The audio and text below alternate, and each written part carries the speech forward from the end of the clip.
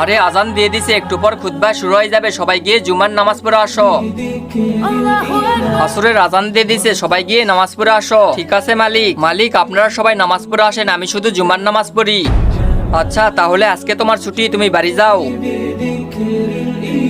মালিক আসসালামু আলাইকুম। ওয়ালাইকুম আসসালাম। আজকে তোমার কাজ নেই, তুমি বাড়ি যাও। আরে মালিক সবাই তো কাজ করতেছে, আমার কাজ নেই কেন? বললাম না আজকে তোমার কাজ নেই। মহান আল্লাহকে ভালোবাসলে ভিডিওতে একটা লাইক করে চ্যানেলটি সাবস্ক্রাইব করে দিবে।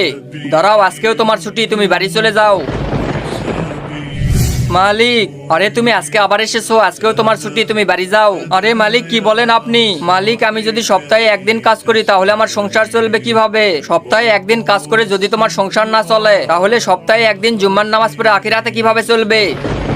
আর মনে রাখবে কিয়ামতের দিন শুধু জুম্মার নামাজের না, সব নামাজের হিসাব নিবে। মালিক আজকে থেকে আমি 5 ওয়াক্ত নামাজ পড়বো। সবাই কমেন্টে আমিন লিখে